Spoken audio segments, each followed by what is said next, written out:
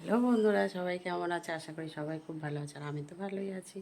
তো চলো, আজকের আবার একটা ছোট্ট ভিডিও নিয়ে তোমাদের কাছে চলে এসেছি। আর রেসিপিটা দেখে যদি ভালো লেগে থাকে অবশ্যই লাইক কমেন্ট শেয়ার করে দিও। যারা আমার ফেসবুকে দেখছো ফলো করে পাশে থেকে, আর যারা আমার ইউটিউব চ্যানেলটাতে দেখছো তারা একটা সাবস্ক্রাইব করে সাথে থেকো। তো চলো, কি বাজার থেকে এনেছে আর কি রান্না করবো সেটা তোমাদের চটপট করে দেখিয়ে নিই। প্লিজ পাশে থেকো, সাথে থেকো, কেমন? দেখো, বাজার থেকে ইলিশ মাছ নিয়ে চলে এসছে। একটা বড় ইলিশ মাছ নিয়ে এসছে। ইলিশ মাছটা কাটাও হয়ে গেছে, পিস করে নেওয়া হয়েছে। আর দেখো, ভালো মোটা মোটা পিস হয়েছে কিন্তু। চলো, ইলিশ মাছটা রান্না করব।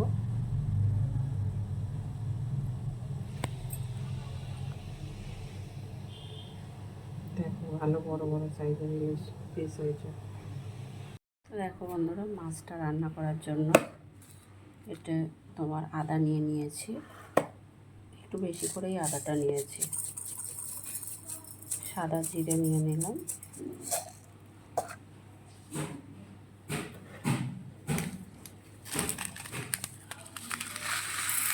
কালো সরষে নিয়ে নিলাম,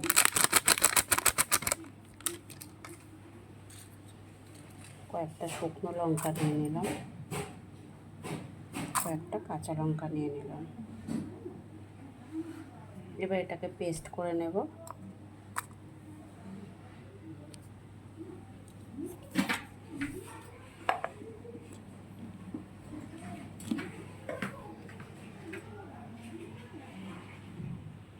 দেখো, পেস্টটা হয়ে গেছে।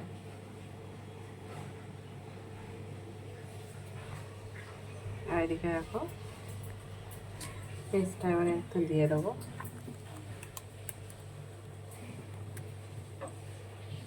এত সুন্দর একটা ঝাঁঝ বেরিয়েছে পেস্টটা থেকে। তো দিয়ে দিলাম, দেখো হলুদ দিয়ে দিচ্ছি,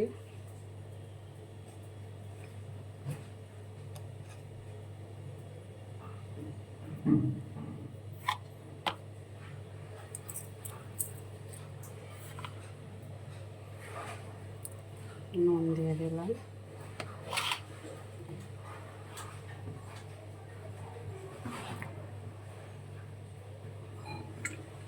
কাঁচা তেল দিয়ে দিলাম। এটাকে খুব ভালো করে মাখিয়ে নেব। আর আমি তো গুঁড়ো শুকনো লঙ্কা দেবো না, কেন কি আমি এতে লঙ্কা ভালোই দিয়েছি, অনেক পেস্ট করে নিয়েছি সেগুলোকে।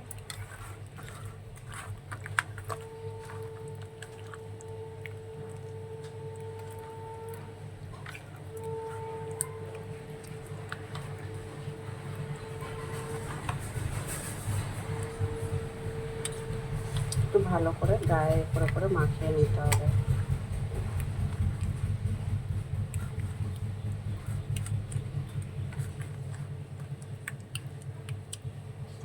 তো দেখো, এবার এটা কিছু সময় রেখে দেব।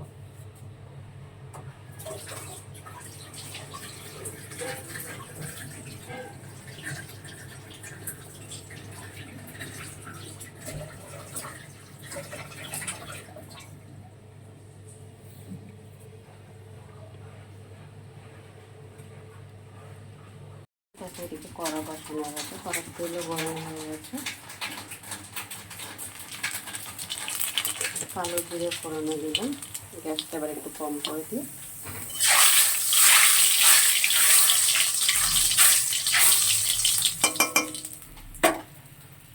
মাছটা যে আগে থেকে মেখে রেখেছিলাম সেটা দিয়ে দিচ্ছি।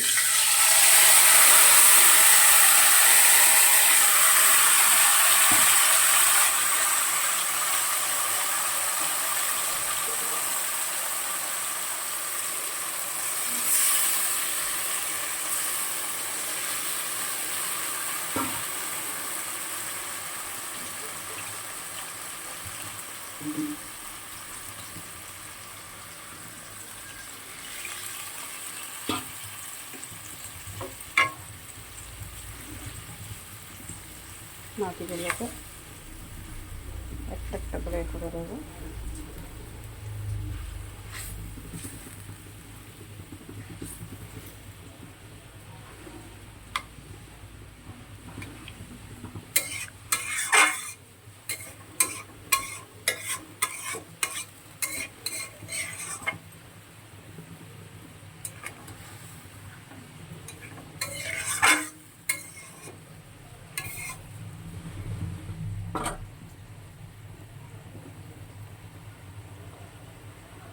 কাঁচা লঙ্কা দিয়ে দিলাম কয়েকটা,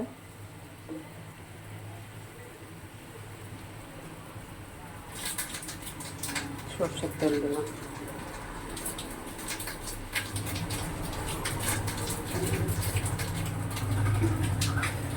এবার এটা কিছু সময় ঢেকে দেবো, 4-5 মিনিটের মতন রান্না করবো ঢেকে।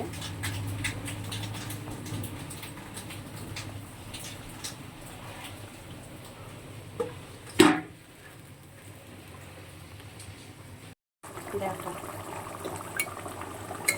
2 থেকে 3 মিনিট রান্না করে নিয়েছি, হয়ে এসছে। এবার নামিয়ে নেবো ইলিশ মাছটা।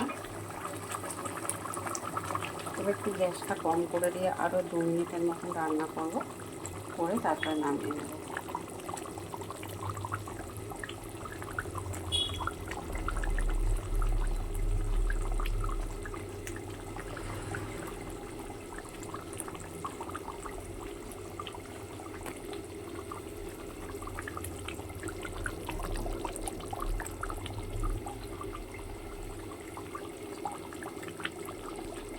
আর একটু হবে, এখনো হয়নি।